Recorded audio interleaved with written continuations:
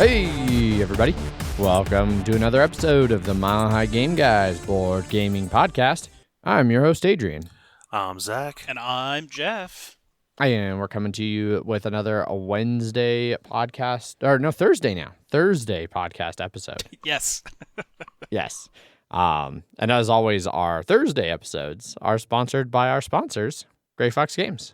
And, Woo. and we have a special sponsorship thing at the end of the episode now, so you should listen to that. Oh, let's start this board gaming podcast off by transferring over to Zach's sultry voice, because he's trying not to wake his roommate as we record at 9 in. I'm drinking coffee and not beer. It's going to be strange for everyone. I mean, you could have drank beer. Yes, I could have. It's Labor Day, Memorial Day? Labor Day. Which one is this? Labor Day. Labor Day. I was getting confused. Yes, Labor Day. Yes, I could have, but I am not going to. So, yes. Anyhow, going to pass it over to Zach to talk about what he's been playing in his sultry "Don't Wake the Roommate" voice.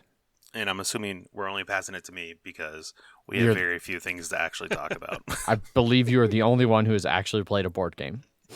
So we'll start with the board games. Okay.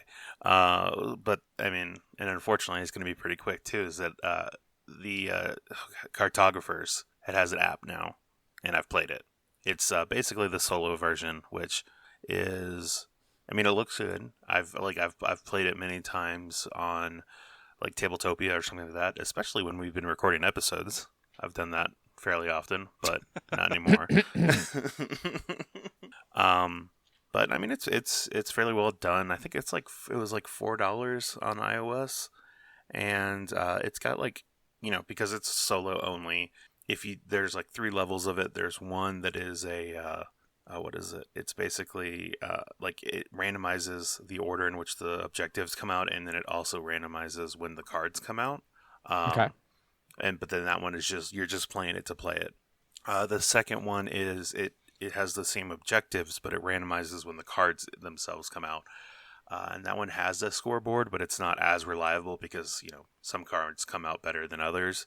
But then there's a third one that it's the same cards, and then, you know, it's the same objective cards and the same like landscape cards, whatever they're actually called. And then you're basically, you know, playing for a high score on those. So I think they reset like once a week or something like that. But Yeah. I mean, it works real well. I've been playing the same thing. It's interesting. The first week's like randomizer was like you get the same pieces. Like you're just you get the same puzzle each time. It's not just the same scorecards that you can like just get more and more efficient with it if you play that like weekly reset over and over. Yeah, because it's not like you play it once and then that's it. You can go back and be like, oh, I did that one bad. I want to try and do it better. And I'm sure there's some like perfect version you can do because you know every piece, or you know every card that's going to come out, and you know when it's going to come out if you keep track of that. Yeah. Which I played that like, I don't know, 5 or 6 times, and then finally realized that, and I was like, oh, well, now I can kind of plan out my next game. I think the score tracker in there is fairly deep, and it keeps track of your averages and stuff like that for like how many times you've played as well. Yeah. And then I played like the random one, and it's more Cartographers, which is fine. Yes.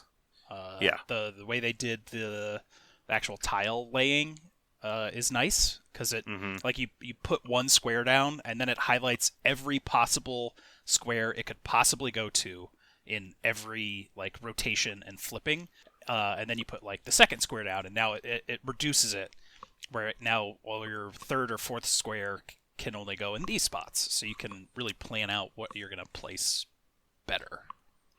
Yeah, it was a fairly well done implementation of it. Nice. And I'm sure they will add Cartographers Heroes in there whenever that Kickstarter starts. I think towards the end of the month. Perfect. It'll perfecto. And yeah, that's basically all I've been doing. Board games related, at least. Yeah. Until later today. Yes. Yeah, because for some reason I felt like you guys had played games yesterday as well, but I take it that did not happen. I think I was just thinking of tonight. this afternoon. Correct. So, right on. For myself, after playing so many games on our vacation, Megan and I have not played a lot. Our schedules haven't really lined up. And I've had other things like finishing Mr. T's like woodworking project and shit. But I did play. I've been trying to find fun apps, like a lot of like some kind of like good idle clicker apps or something that I can play during slow days at work on Saturday and Sunday, since nobody talks on Slack on the weekends. And Especially I've had not terrible holiday weekends. Yeah, especially not holiday weekends. But I've had terrible luck. But in my browsings, I tried a game called Meteorfall Journeys.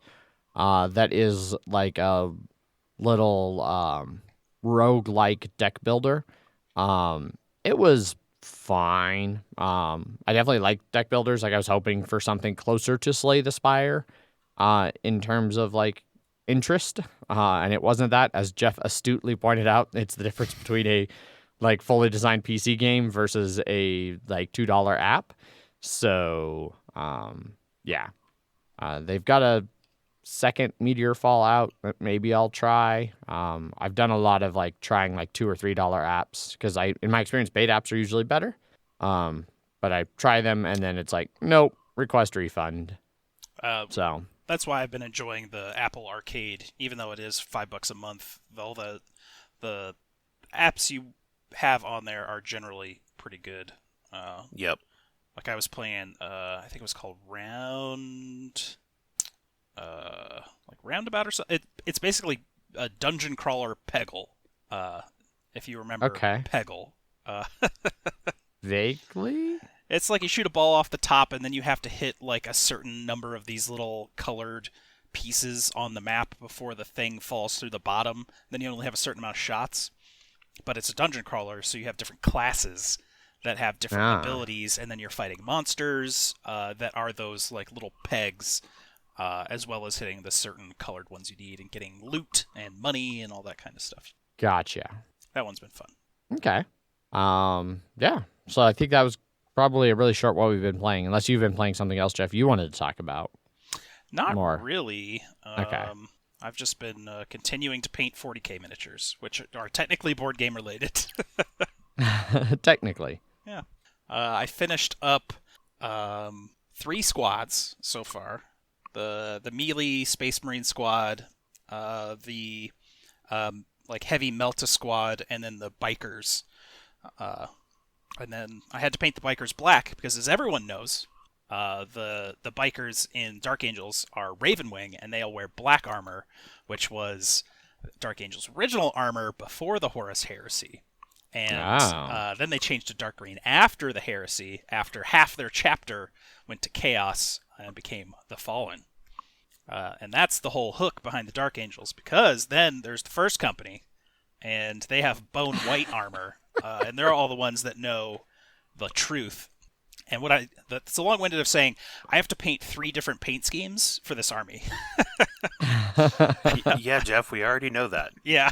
Like I said, everybody already knows. That's common knowledge. Common knowledge. Common knowledge. I painted one of the Blade Guard yesterday with. It's not the easiest to get like a bone white, but I think it came out looking really sharp. I just did like a full model for a test. There's only like 4 guys that I have to do of the white, but they're the most detailed because they're like the fancy like commander and stuff like that.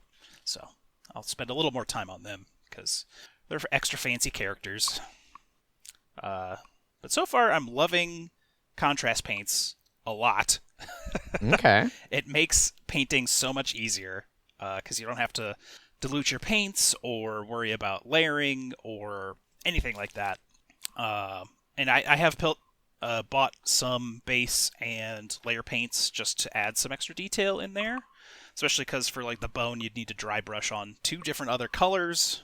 And then I started my first Necron. Okay. I think it came out looking pretty all right. I don't have the right color to highlight the Pterodon turquoise that I used for the head, but I think overall it came out looking pretty sharp. And they're much easier to paint because they have far less detail, because they're just general foot soldier schmoes that are Xenos or alien races. And it seems like Games Workshop doesn't give a shit about any alien races, because where their money is fucking Space Marines. Yeah, that sounds about right. Yeah. But now our Kingdom Death cohort, Thursby, has also picked up a 40k codex.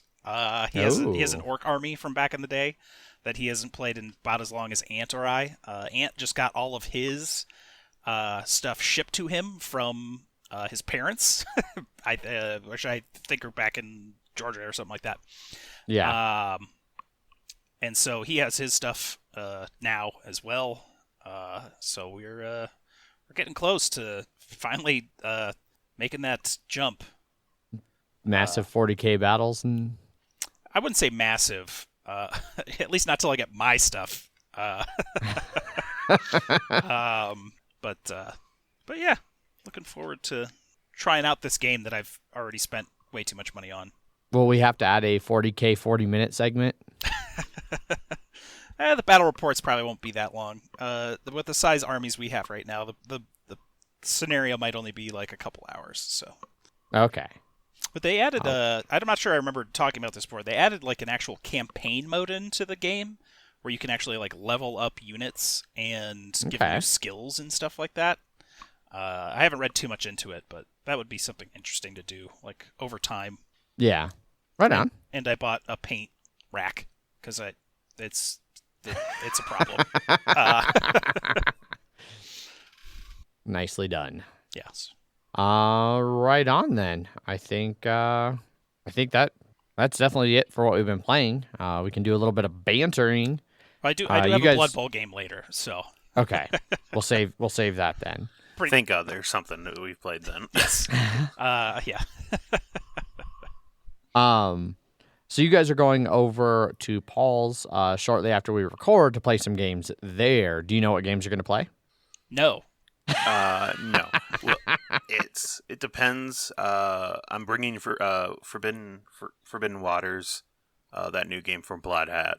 And we might play that, but we might also it might just be the four of us who are in Kingdom Death Monster, in which case we'll just play Kingdom Death Monster. Yeah. Or we'll see. Or maybe give Pendulum another try. Maybe. Well, Zach, you're going to have to play it either way, because it is a review copy. Yeah, well. I know I need to play it at some point here, too. But, okay. That should be good. I today am breaking my vague amount of quarantine. I think after we finish up here, I'm going to head to Joyride around noon.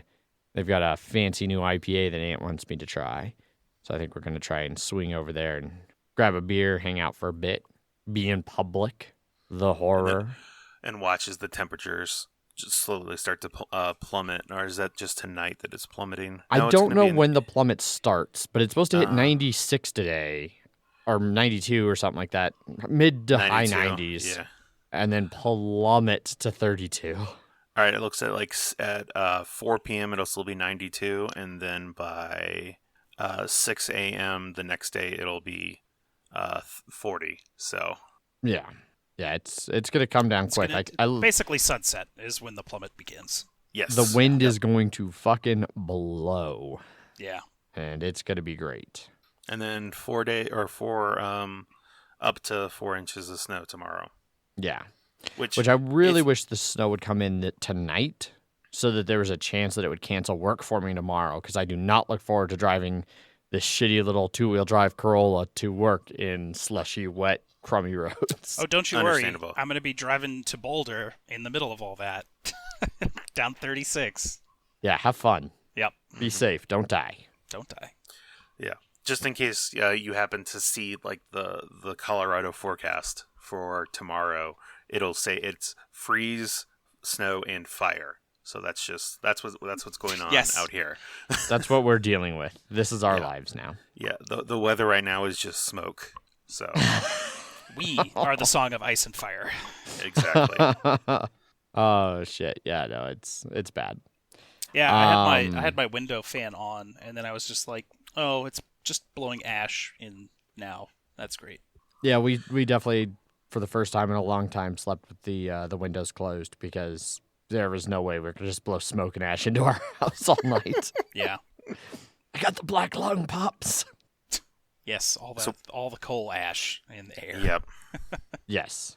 So what have you been up to? Non-gaming related stuff otherwise? I've been playing a fair amount of video games still. Although I'm like, I don't know, I got fed up with that fucking Ancestors game. So I played it and then I liked it. And then it was like, oh, it's really frustrating. So it was made by the people who made Assassin's Creed. So you would think that the climbing and like jumping and everything, like swinging around in trees would be, you know, smooth and functional. Let me.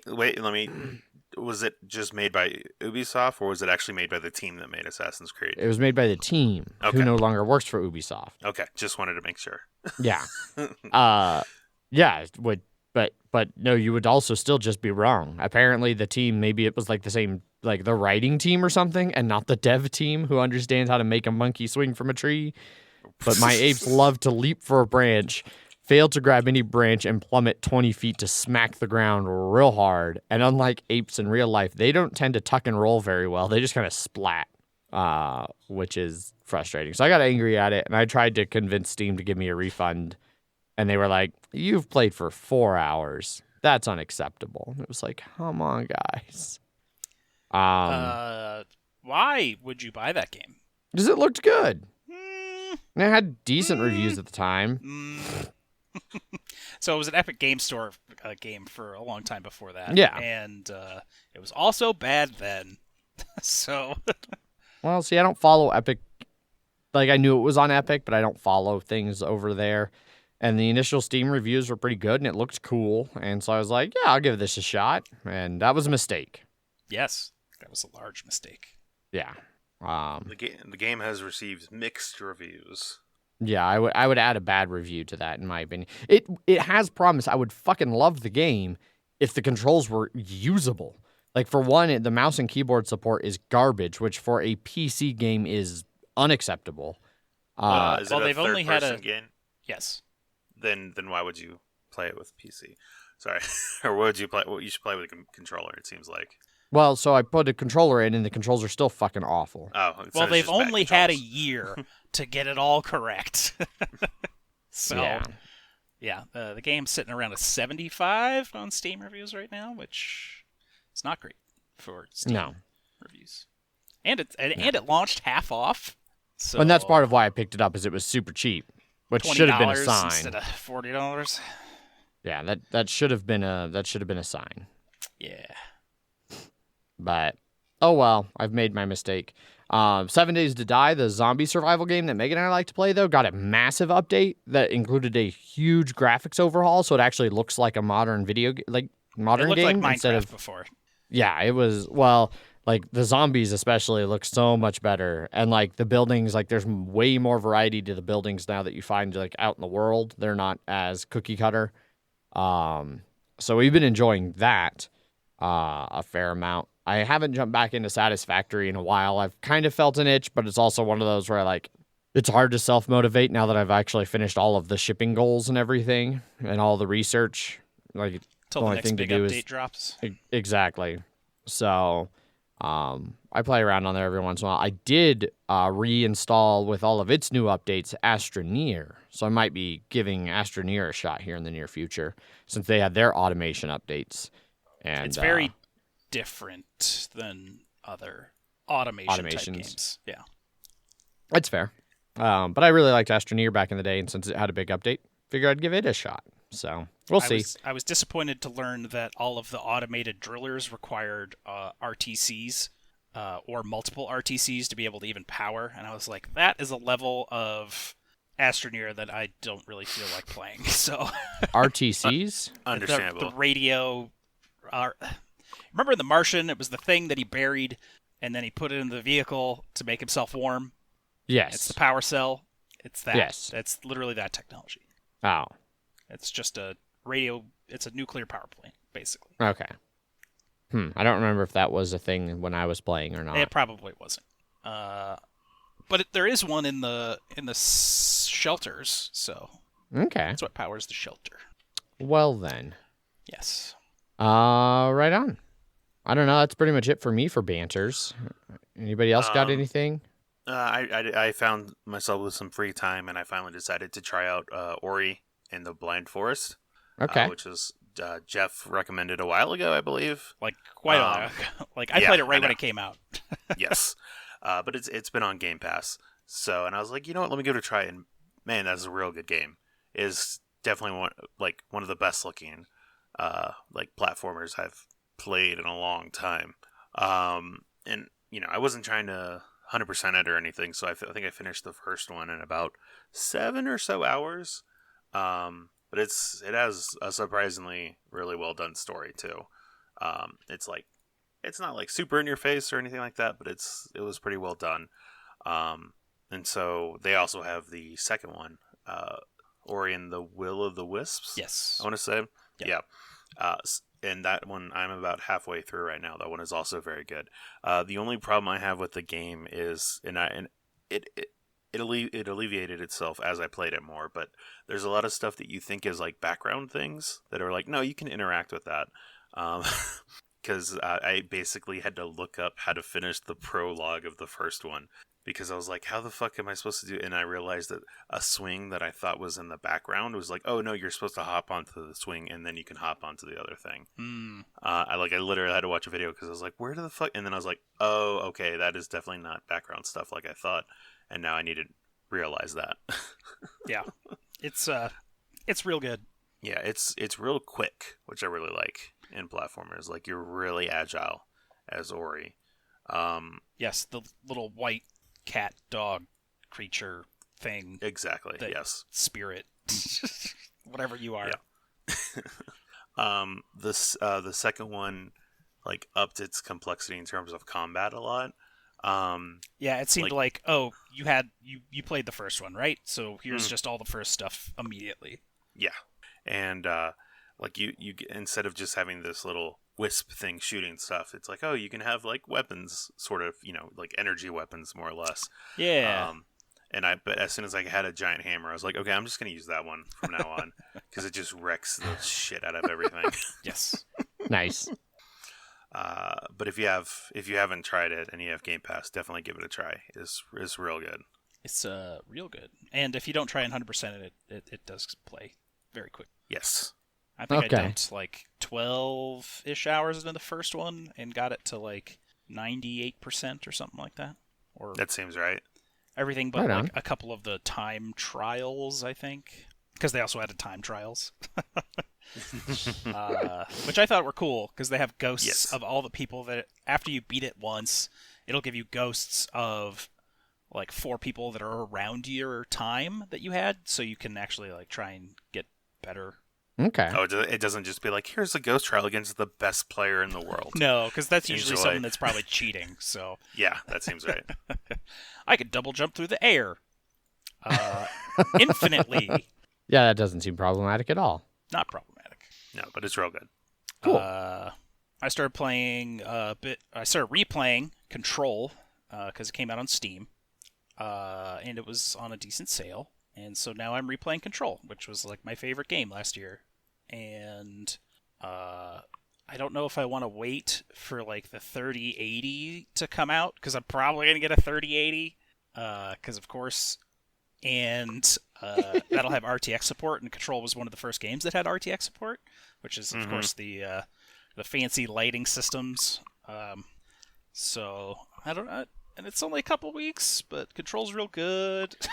So, well, you do the couple weeks, see if you actually get a pre-order or not. Because then if you don't, then you just play Control.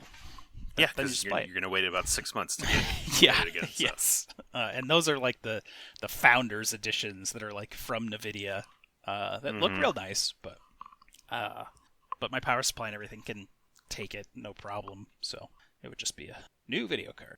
Of course, everyone's like, man, $800 for video card. This video card's amazing. No problem. But as soon as whenever those fucking PS5 or Xbox Series X, whatever the fuck they want to call it, come out, and they're like, $500, fuck that and fuck you.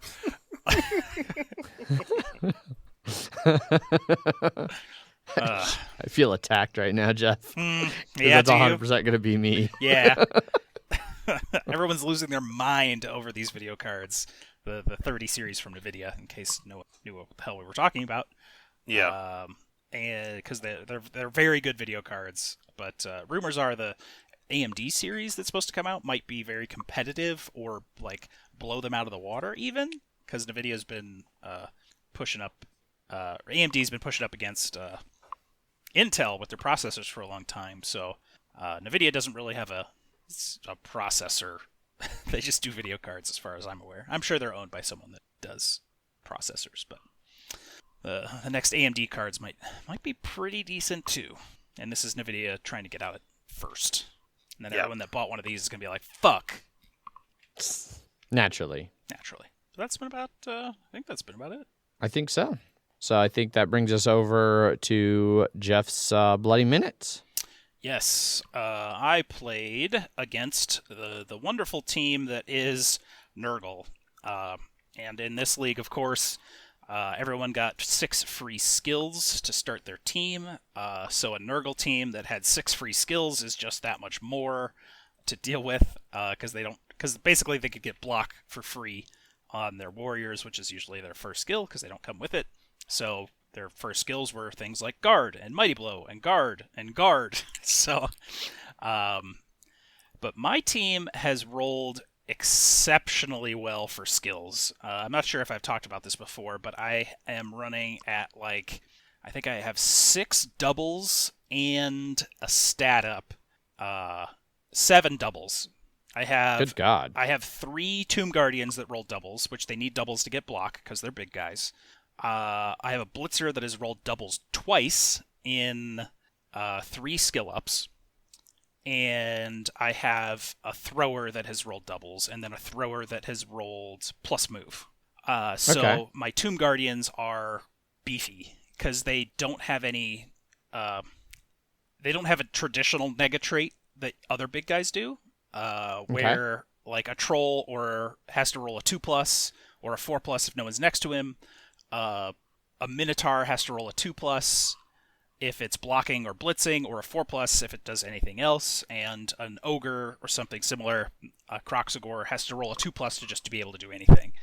Tomb Guardians don't have to do that. They're move 4, strength 5, armor 9, edge 1, but if they ever take an injury, they have decay, which means they take 2 injuries, which is really bad. So they're very easy if you get a casualty against them that they will be fucked. Because you have 2 rolls on a 50-50. I mean, if you get 1, 2, 3, they're badly hurt. But 4, 5, 6, of course, is miss next game, stat break, dead.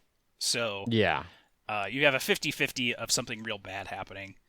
That has thankfully not happened at all yet, especially against this Nurgle team, because he had 2 Claw. And they have their Strength 4 Chaos Warriors. He's got a Strength 5 big guy that has really stupid, but he also rolled a double. He had block. And then he's got Pestigores, which are your usual human stat line, except they have horns. That means if they blitz, they get +1 strength. So he was using that to great effect during the game. Started off fairly general with a nice weather change, aka double ball bounce. Kick to him. Nothing really happened. He was having a real hard time hitting my skeletons. With how much mighty blow and such that he had, my skeletons really stayed on the pitch with their armor 7. So the Claw really didn't do anything against the armor 7, I do have to say, because Claw turns it into a 7, of course. He got the first casualty on his 3rd turn. It was just a skeleton, and it regenerated, so no big deal. I just returned the favor with a KO to one of his Chaos Warriors, or bloaters, as they are called, for Nurgle. Of course, Nurgle, you have to roll a 2+ to be able to hit them, because they're super gross. That didn't come up right. That didn't come up too much. A couple times here and there, but nothing that was critical. He got another casualty against a skeleton, which then regenerated, so that didn't matter. I did a 1-die block. Of course, it just came up a skull, which sucks.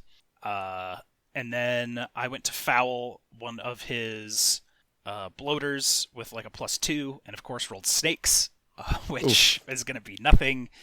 So that got him one of my skeletons banned.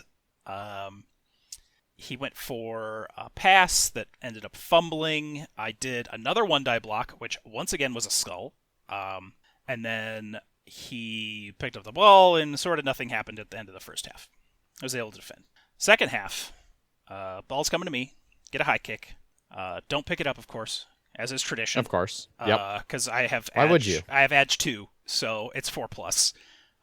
My ball carriers do have sure hands, which turns it into a 75% chance, but that's usually roughly half that. So, KO-wise, I was doing good. He still had one of his Pestigores out in the second half, I believe. And so it was a fairly competitive game. What was ultra frustrating, though, is he was rolling extremely well for everything that wasn't blocks. So in the game, he made 18 3+ dodges.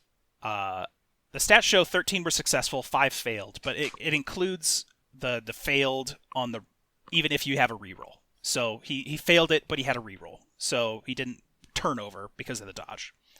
So out of the 18 dodges he made all game, he only ever really failed 1, which is absolutely nuts. That is a bit bonkers. For rolling 17, 3, 4, 5, or 6, and 1 that wasn't. Yeah. Even with the reroll, which 4 of the 5 fails had. Mostly because the guy he was dodging with had dodge. So, but that let him maneuver like tons of dudes all the time, get him right in the perfect spots, and I mean, having mobility freedom like that is hard to deal with. Yeah. Yeah. And then on top of that, he was throwing a ton of 1-die blocks. He threw 11 1-die blocks. Holy shit. Which only 1 ended in a turnover for him, which was a skull reroll skull. The other 10 were push. Well, technically 6 were pushes or push dodge where I had dodge, and then 4 were successful with POWs and stuff like that. It was hard to fight against that, where I should have been winning, because in turn 4 I got a casualty and a KO, his 4-0, and then I got 3 more removals the next turn. So he was down. He only had 10 players to start the second half, and then he was down to 5. And then he got a serious injury against my ball carrier on, of course, another dodge, which he then POW'd with a 1-die. And missed Nick's game, my thrower. Was able to pick up the ball and run for the other end zone. My team's not the fastest. At that point, I had a blitzer KO'd. So I had to 1-die, double go for it with a thrower without block to 1-die blitz his blodge ball carrier, which I then finally got comeuppance he finally got comeuppance for his crap. I got a POW, and he dropped the ball, which of course he then just dodged away and picked it up again. But by then I was able to get another guy over there to help beat the crap out of him. And then I got a 2+ go for it turnover, a turnover for 2-die uphill. It was probably just against a whatever that didn't matter. And then I needed it was like a 4+ pickup, and then it would have been a 6 throw and a 4+ catch, and then I would have been able to beat him. But we ended up in a tie of 0-0. And jeez. Yeah, for all I got 5 casualties, and I just couldn't convert that into a win. But boy, was he dodging a lot for a Nurgle team. So yeah, next is going to be the famous Tom Photos and his Chaos team.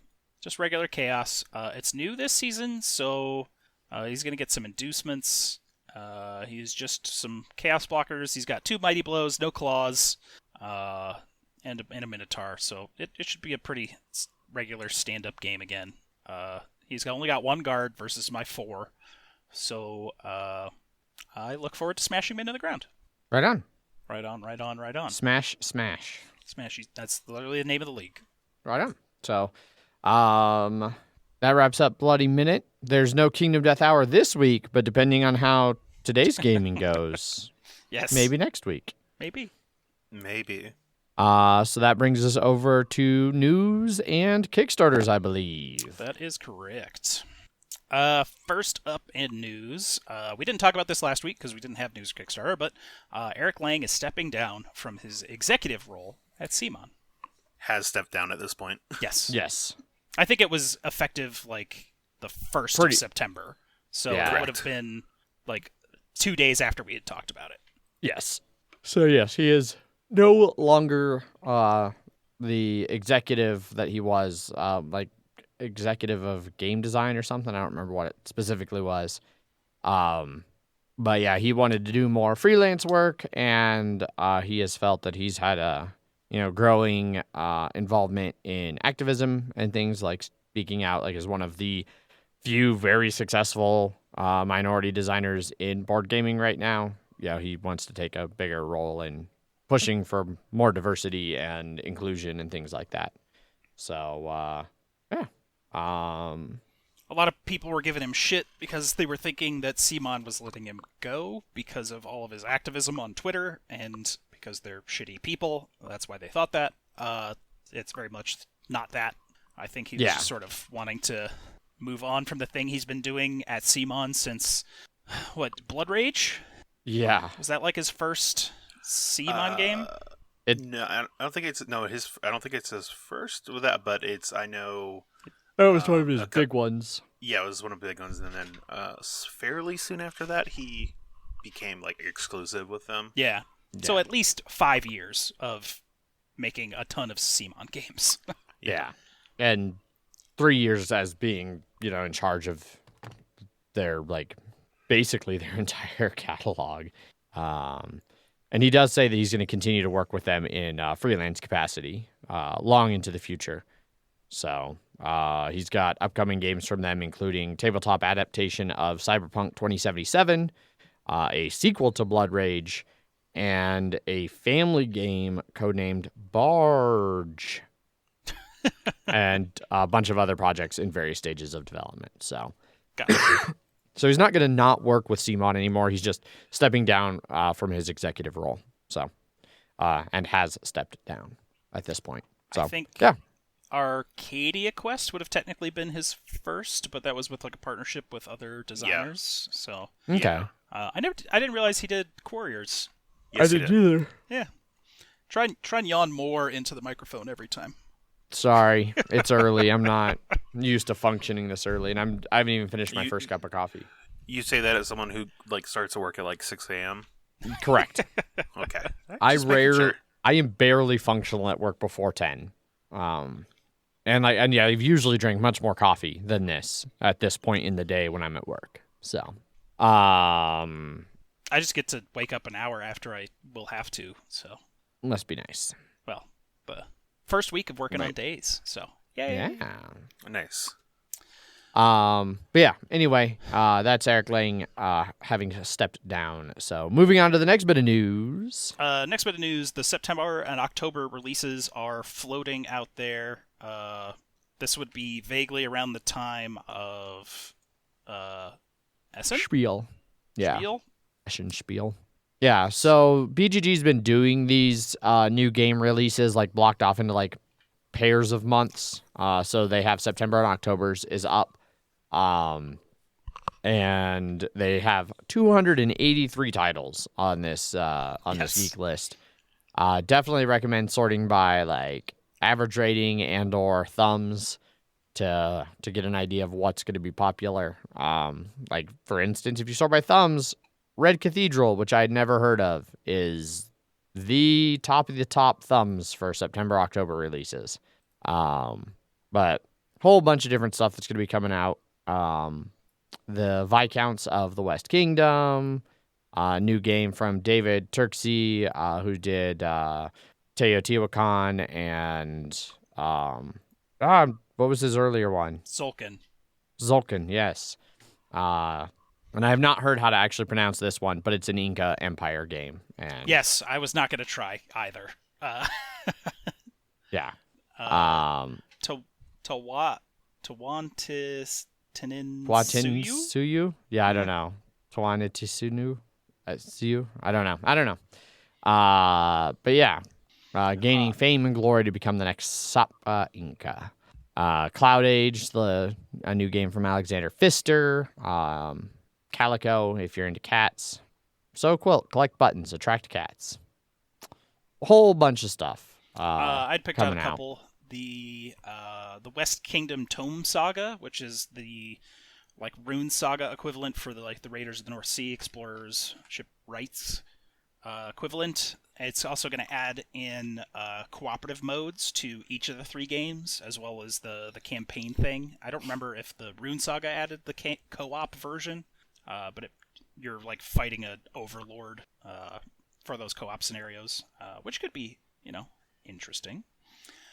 Robinson Crusoe's coming out with a promo chest, so all the promos, which there has been a lot, will be collected in this up to everything, including this year. So if you want promos for Crusoe, there's going to be a new Quacks of Quedlinburg expansion. This one's going to add Nightmares, Obsessions, and Hysterias, as well as you have your own little lab board. It's hard to tell what exactly all this does because it's in German, and I don't read German. There's going to be a new type of herb or whatever spellbook item thing. And it looks like it's also going to add in villagers with problems, like why they would be going to the quack. Like there's a hunchback and a vampire and a highwayman. So there will be various actions on them that you can turn stuff into other stuff. They all have little tokens similar to all the rest of the tokens in the game. So maybe you're throwing them in your bag, and then when you pull them, something happens. And then the little side lab board looks like it has its own little track, and when you hit 11, you get whatever distillation that's coming off of that, whatever that gives you. But more quacks, it's coming. And one thing that I'm slightly oh, okay, that could be interesting. They're adding, there's another, now, hold on to your butts. There's a new expansion for Clank coming. Oh, boy. But this one is adding in, it's a 5-6 player expansion, but I don't care about that.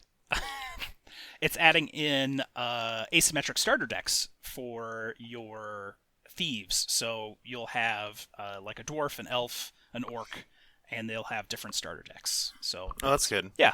So it's adding a little more variety into not a big package. As long as they're not too asymmetric.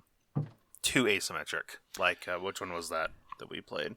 I don't remember. But I remember there was I think it was the Star Realms versus Hero Realms. Oh, the Hero Realms? Yeah, I think I like... Which one? I think no. I think I like the Hero Realms one's better because it felt like it was just a tweak on it, where it was the Star Realms was here's a completely new fucking deck. Yeah, with crazy different ships and some had different draw and some had different, because they were fleets supposedly. So yeah. And so those made it too quick. You could build up your deck too quickly and then just decimate somebody before they had a chance. Yeah. If things came out in the perfect order. Yeah, be you had the green and blue. Well, I guess I got all the green and blue cards I need. Yep. Or you hold out until the last second and just make them discard all their cards, and then you win. Yep. Yeah.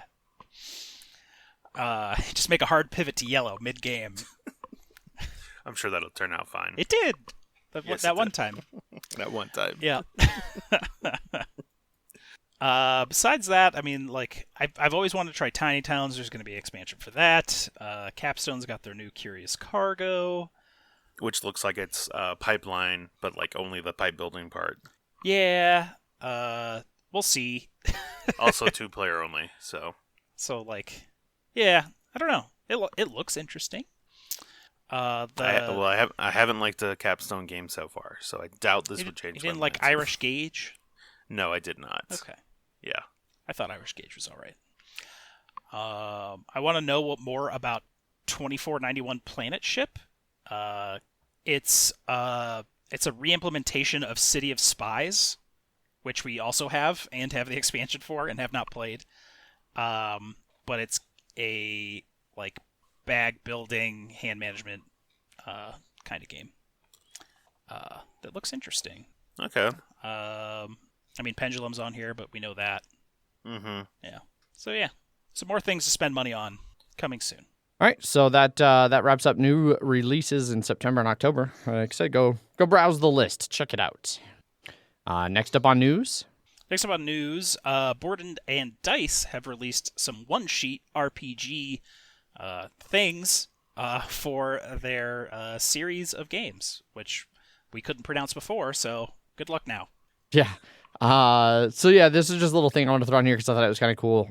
So Board and Dice wanted to show that you can like still use more like dry Euro type games to tell fun stories, and so they wrote a series of one shots based on games in their catalog.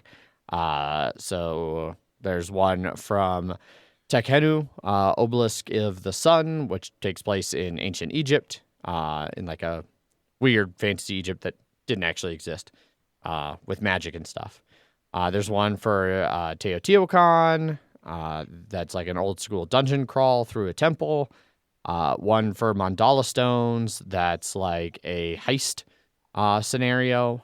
One for Traintopia that I don't even know how to describe it. But it's your... They say expect trains and explosions, so... Yes. It sounded kind of interesting the way like you slowly reveal previous occupations you had before you became a brave conductor and how those help you with tasks. But yeah. Then there's one for the game that we couldn't pronounce earlier, Tawana Tinsuyu or whatever, the Incan Empire RPG. And this one takes place in modern times, but involves ancient Incan rites and things and trying to keep the sun connected to the earth. And yeah, so just 5 little one-shot scenarios that they put out as a free PDF that I thought was kind of cool. So feel free to go check that out if you're looking for some little one-shot RPG ideas. And last up on news this week, new from D&D, Tasha's Cauldron of Everything, which I know nothing about. Holy shit, I'm so excited. As is, I think, most of the D&D community. So there was a guy at work talking about this. That's all I know. Yeah. So this is so they basically like they've released a few different books over the years, and like a lot of the books they release are like adventure books that kind of outline a specific adventure and maybe have a little bit of character options and things. They do release other books that are a whole info dump of extra classes and feats and things like that. The previous big one was Xanathar's Guide to Everything. And so Tasha's Cauldron of Everything is following along in that footsteps, even to the of everything part of the name. And so it's just a ton of stuff. It's going to give you some new races, class options, new feats, advice on leveling, new subclasses, puzzles, and things to help the DM, a bunch of new spells, all kinds of stuff. And yeah, it sounds like it's just going to be super, super cool. Well, and this implements the like new way of creating a character, right? I am unclear, having read through some of this stuff, whether or not that's actually ready for this one. Like if they had made that decision in time to include it in Tasha's or not. So I do not know there was a new way to make characters. Well, so they had announced previously, like as kind of the fallout for catching flack for some of the subtly racist wording used to describe like orcs in the 5th edition player's handbook. They'd caught some flack for like having races that were just inherently evil or having stats that were based around purely based on race.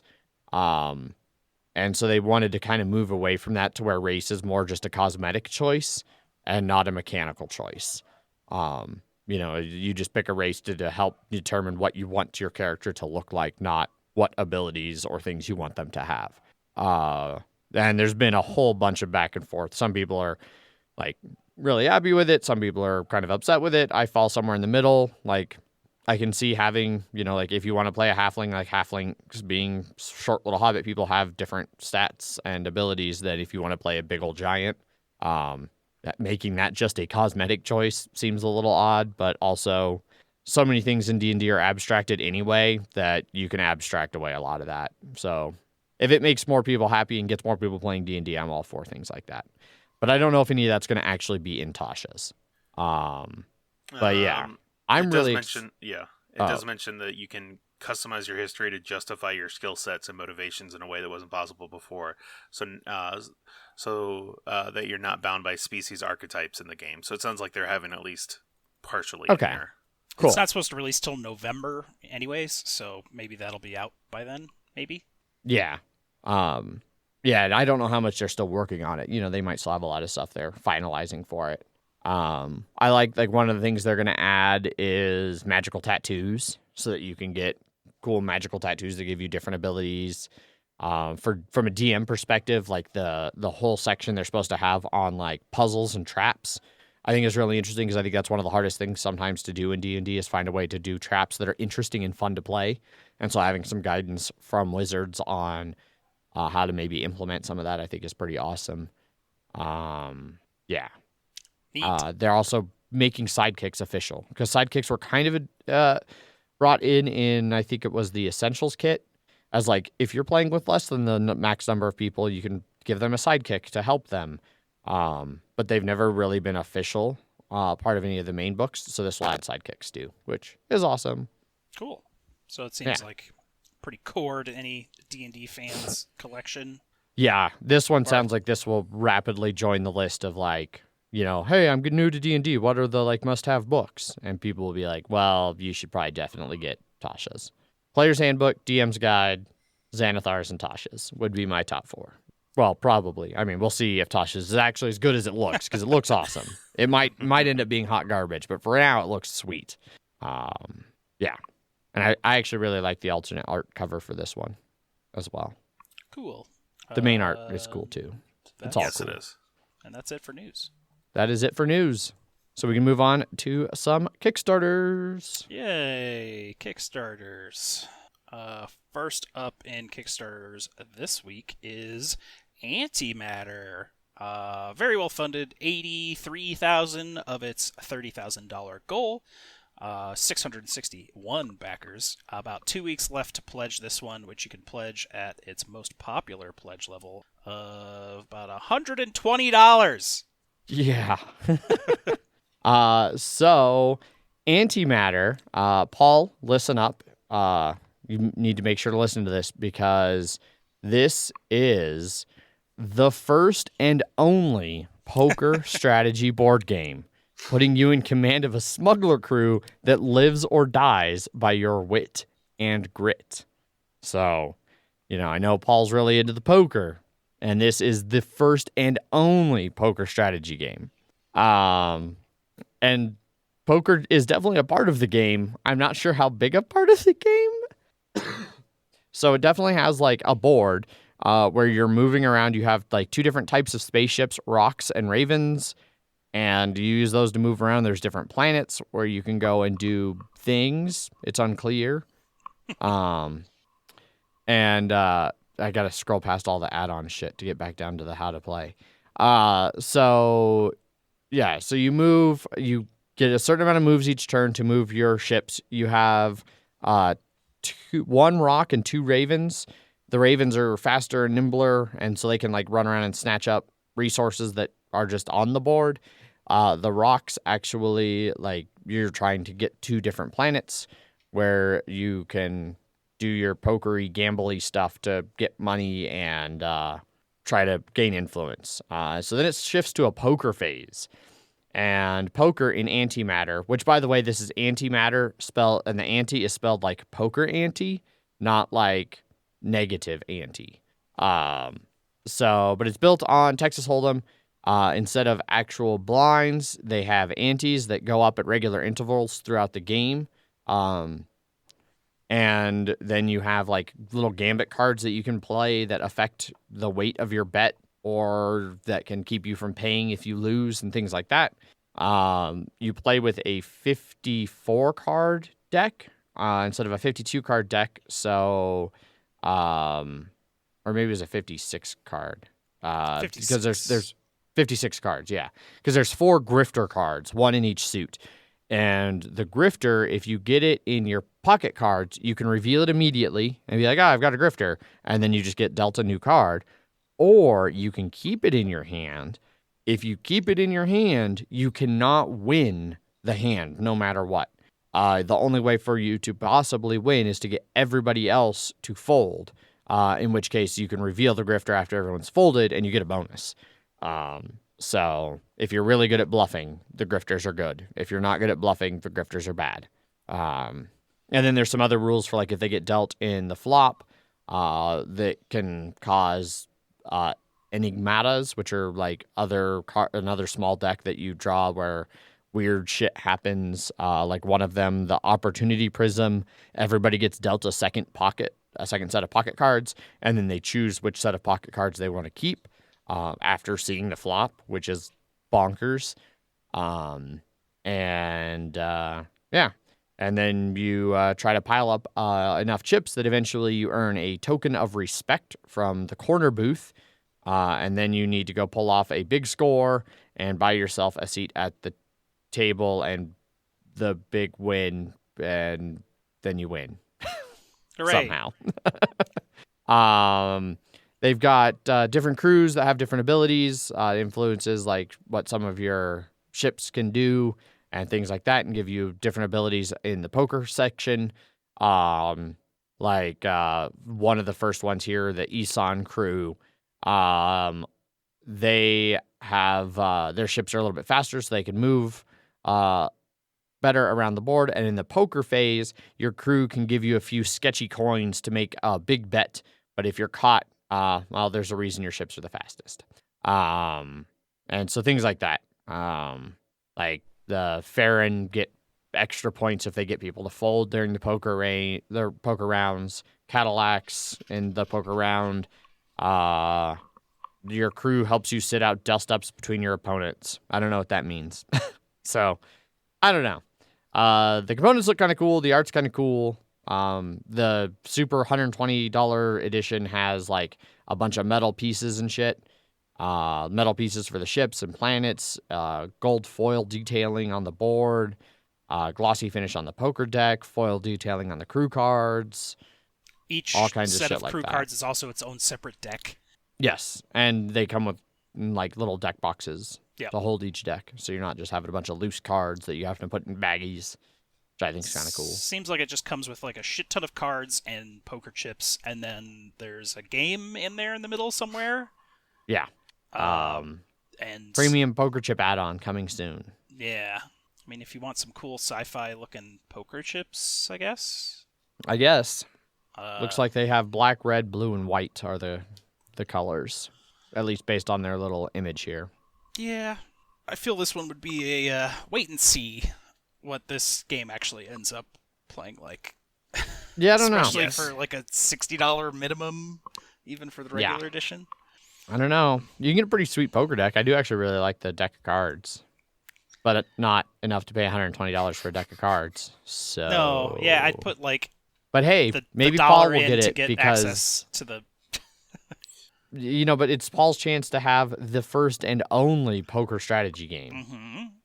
So maybe it could be the first and only good poker strategy game. Yeah, I was gonna say. A Tiny Epic Western had poker elements in it, but I saw that this one actually had like antes and stuff like that, and I was like, okay, well, it's actually going more into a theme, into the mechanics of it than that one did. So I'll let it have its phrasing claim, right? Yeah. Yeah.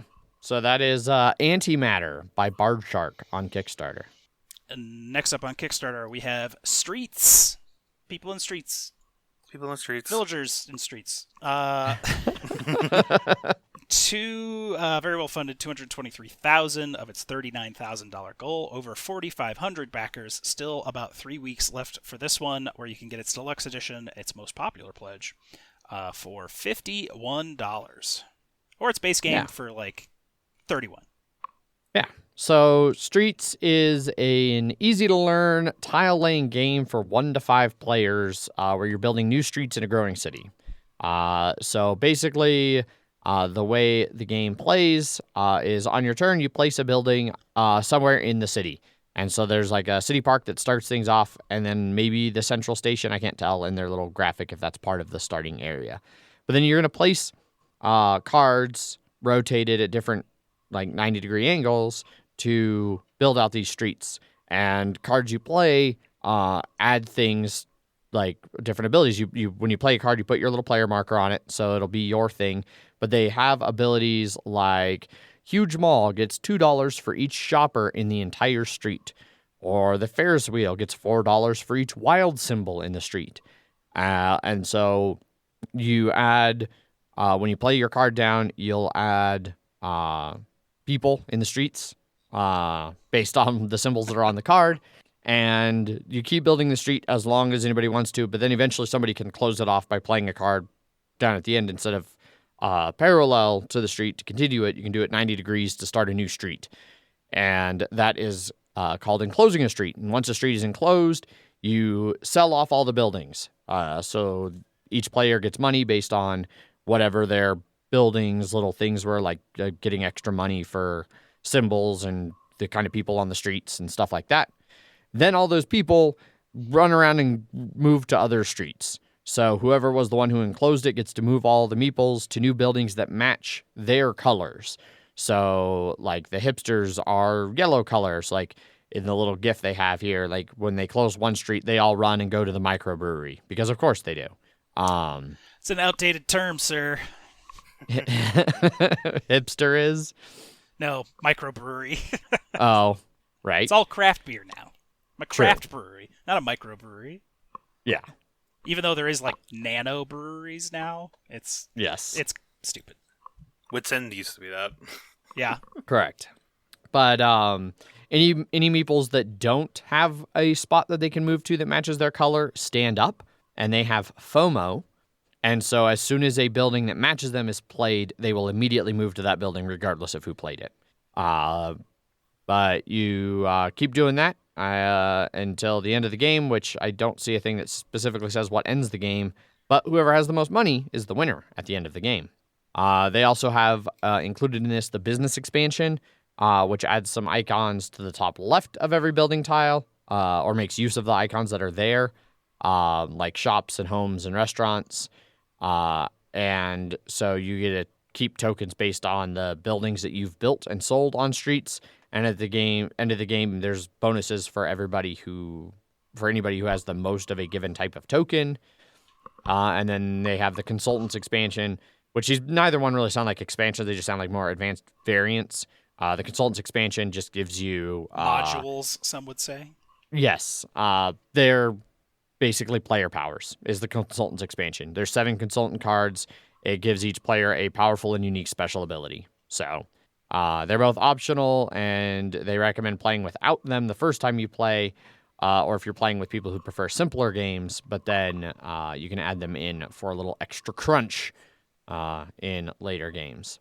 But they go through the differences in the deluxe and standard edition. The deluxe edition is screen-printed meeples, wooden money, and wooden business tokens versus cardboard money tokens, cardboard business tokens, and non-screen-printed meeples. That's the only difference. Yeah, and those screen-printed meeples, they have like 8 different designs. So like all of the yellow hipsters won't all be the same design. It's like 8 different hipsters, which adds some cool variety. 8 different, because there's going to be different colors. There's going to be 2 different yellows, 2 different greens. One of the pictures showed 2 different faces on the yellows. Yeah, so I think there's 2 of each. Okay. Yeah. 2 of each for 4 colors. That makes sense. Yep, that actually, I'll buy that for $1. So, or $51. Yeah, maybe $51. I don't know. This one sounds kind of cool to me. I'm kind of Yeah, interested. it seems neat, a little lighter, but still some depth in there. Yeah. I never played Villagers, but I know that one was fairly popular for its time, which could have been 3 weeks ago. I don't know. It's Time has lost all meaning. And so has board game hype. Right. Yeah. Yeah, I don't know. I remember being interested. I know we covered Villagers when it was on Kickstarter on the show, and I remember being interested, but I never ended up backing it or playing it. It was a best card game of 2019 Golden Geek nominee. Yeah. You can get Villagers if you want. For $71, you can get Streets and Villagers. For $91, you can get Deluxe Streets and Villagers. So, there you go. You're going to spend nearly $100 again. Shipping's not wonderful. Not great? You're looking at, I don't know, €9, €15 for most of the world. Because this is coming from the UK, so upwards of 15 to 30 euros for... If you're in the UK, it's free shipping. It's free shipping. If you're in the UK, it's all free. Your postal service still works. Where even is the US in this list? It is in Zone 4. Gross. And there it is, USA. Damn. £15 for shipping. For both. If you got Streets and Villagers. Yeah. Yeah. So. Yeah. Seems like a neat little game. 30 to 60 minutes. I'm definitely interested. I want to say that Paul got the first one. Villagers? Yeah, but hasn't tried it at all. That sounds about right. How shocked were all when we just heard that?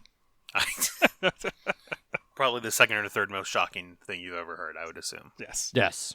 I gasped audibly. But it was so audibly that the mic didn't pick it up. Yeah, don't go back to confirm that on the recording.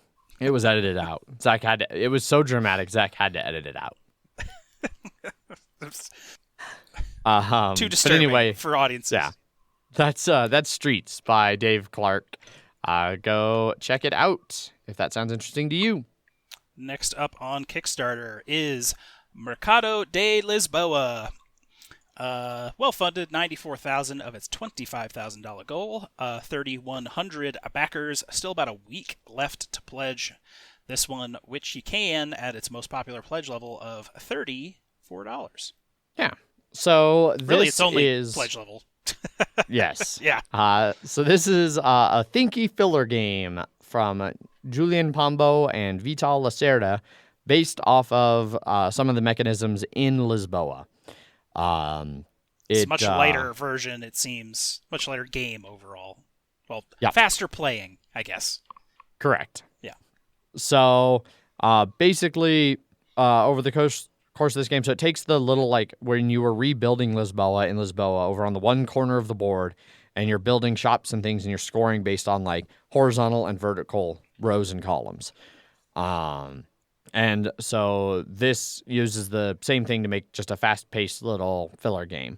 So you can open a stand, which costs coins equal to the number of stands either in the same column or the same row. Then you can bring customers. So you can bring a customer and put them at like the headers for the columns and rows. So you can bring them if they're seeking a matching food of a stand, as long as the number of customers shown on the tile is less than or equal to the number of stands in the column or row. So like if it shows, one person, you can do it if there's just one stand. If there's 3 people, there needs to be at least 3 stands. Simple. When a customer and a stand match, you earn money equal to the number of stands times the number of customers in the row or the column, and then whoever has the most money is the winner. So it's just a little quick playing, build out a grid, and score points. There's 7 different types of stands. There's like 5 that are like little market ones, and then restaurants. Or no, I guess stands and restaurants are different.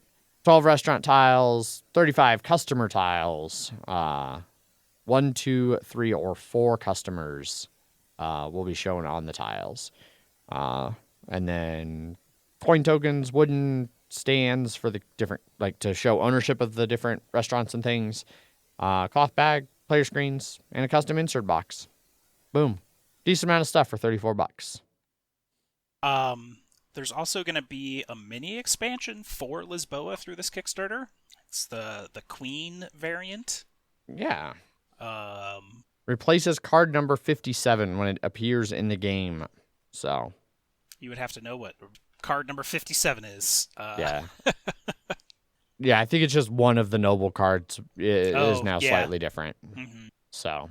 Yeah, it's only like a one little paragraph like rules change, but it might be enough to change up the game for all of you Lisboa heads out there. Yes, for sure. But yeah, so there you go. Yeah, it seems Mercado De Lisboa. Yeah, that was definitely one of my, like, that little section of Lisboa was one of the areas that I thought worked the best. So having it spun off into its own little simple game makes sense. Maybe they thought that too. Moving on to our final Kickstarter. Our final Kickstarter is Wyrmwood, the modular gaming table, coffee and dining models. Super timely with this. It's made so much money. $7.9 million of its $1 million goal. Just under 8,000 backers and still a month to go. And I don't know, $300 to infinity dollars is what you're planning on spending. Yeah. Yeah, the average pledge is like $1,000. Yes. Roughly. Yes. So and we'll just be to shipping give you an in, idea. What wave are they on now? February 2022. Okay. So, this is planning for the future here with this Yes. Kickstarter. This is an investment, everyone. Yes. So Wyrmwood, first of all, like, we've all, I think, drooled over their tables and their entire booth at Gen Con each year that we've been there. They make some pretty awesome things. And so this whole Kickstarter is based around a modular table that they've designed where you can easily, like, grow and change it and make it custom to what you want. And then it has conversion kits that can change it later. If you want to change it from a coffee table to a more, like, larger dining room table, you can get a conversion kit that probably just swaps out the legs, I'm guessing. They've got a whole bunch of different sizes available, larger rectangle dining room table sizes, square coffee table sizes. They pretty much all, aside from the the littlest one, they all seem to have about the same size vault, 36 inch by 40.5 inches, which is a good sized space for playing some board games. Yeah, and they've got just a shit ton of stuff that you can add on to take it from the $300 base pledge to the $1,000 average pledge. The topper is magnetic, so as they click together, they're magnetically attached to the rails and to each other to hold them in place. They've got a magnetic rail that runs along the whole outside where you can add all kinds of little leaves and things for drink holders or component pieces, things like that. Whole bunch of stuff that all piled together. They did a really good job with the gifts, exploring all of that stuff. All accessories are $10 off through the Kickstarter, so go nuts. So still only very expensive. Still only very expensive. I like that they made notches in the drink holders, and they even show, like, somebody putting a wine glass in one of them. So, like, there's a notch so the stem can go in there and you can still set your wine glass down. So you can have fancy fucking gaming. Mm-hmm. They even have a topper block, too, which is also fancy. Yeah. The player desks are pretty great, especially if you're doing, like, D&D. And they have a really cool, like, little box that you can slide the topper chunks into. It's like a little box with foam slots. That's what I was talking about, yeah. Oh, okay. A box for the toppers. Mm-hmm. There's an inset screen that you can connect a tablet or a laptop to. What? Yeah. Oh my god, I wasn't gonna get this. Don't. Where are you gonna put it? Well, I'd get rid of my dining room table probably. Or maybe these aren't dining room tables. I thought these are like. I mean, they can are. They can be if you spend $1,000. I guess the new thing is the coffee table. Correct. Yeah. Yeah. That's how you make an affordable Wyrmwood table. Is you just make it super small. It's a nice coffee table. Yeah. Oh yeah, no, and their quality is all like I've checked their quality out. Their Wyrmwood is, I think, one of the better quality ones out there. I mean, they better be at that price. Yeah. Yeah. Large gaming table starts at $800 with an additional $500 to get the topper. Correct. And that's just the maple, which I don't love the color of the maple. I'd want to get like the espresso or the cherry would be nice. Black walnut. Oh my God. Oh my God. Yeah. I wish I could afford black walnut. $4,000 for just the table and topper. Oh, I hadn't actually looked through this. I just avoided looking at it because I knew it was going to be one of those things that I would want, We need but to not do is we really ask be able to Megan, afford. at what point could we take out a second mortgage Yeah. For furniture for the house. for a Right. piece of furniture? Yes. Knowing Megan, I'm sure she'd be cool just flexing that kind of cash. So. Oh, yeah, for sure. The black walnut inset screen is another $1,100. Yeah, all right. I'm sure that screen's super easy to replace when it inevitably becomes very outdated.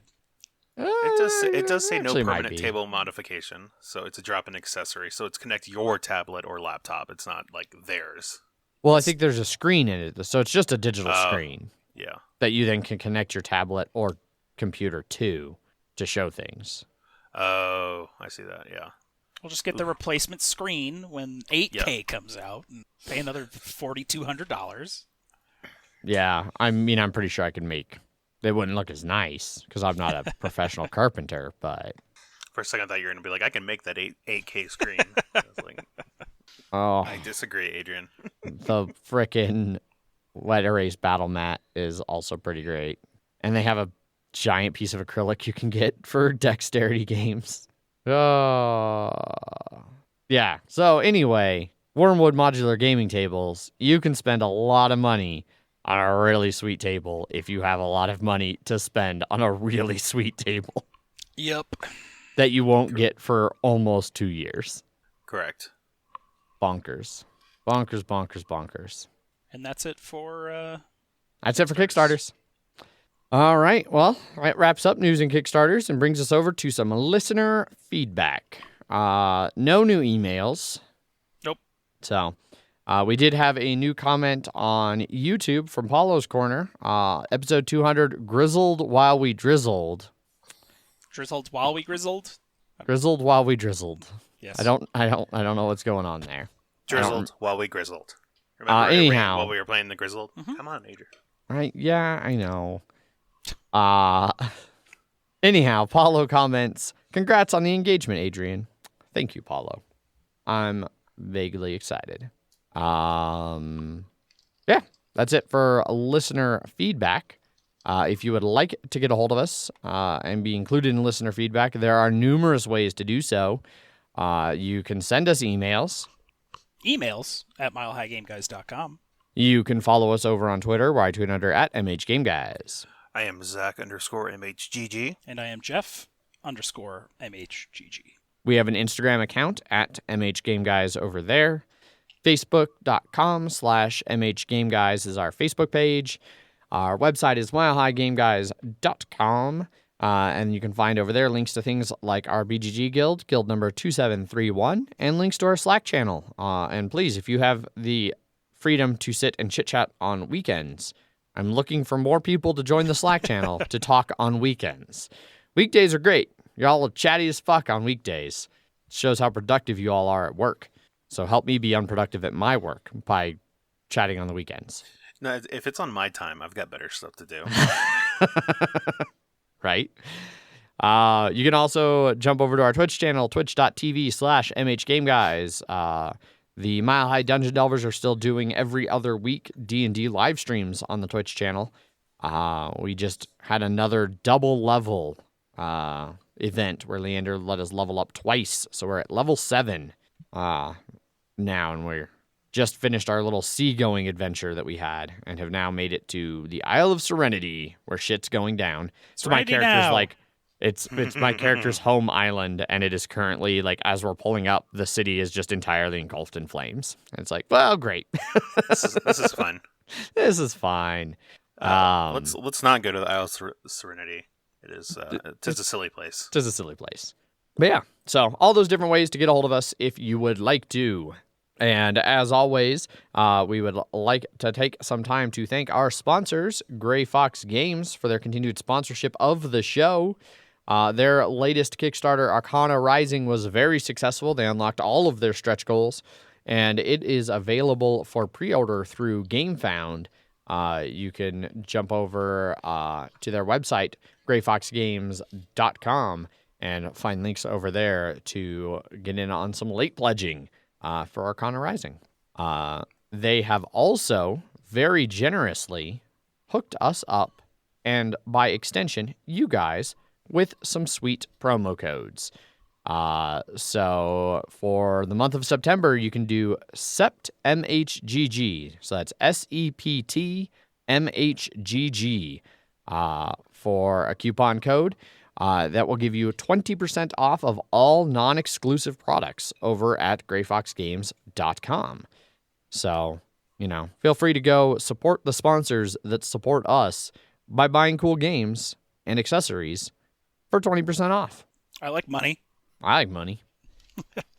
Yeah. Jeff, do you have a prepared statement for us and our sponsors? Of course. Gray Fox Games. Quality games cleverly crafted. Also, it's not about changing the world.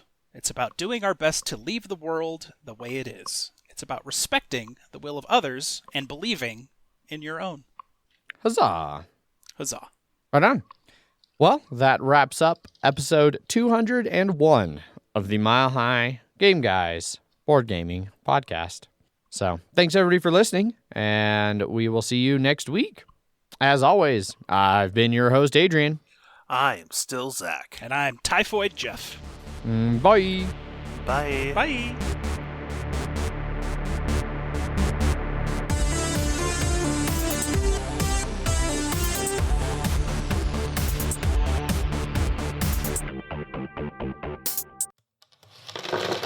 Punchboard Media, where we all bring something to the table.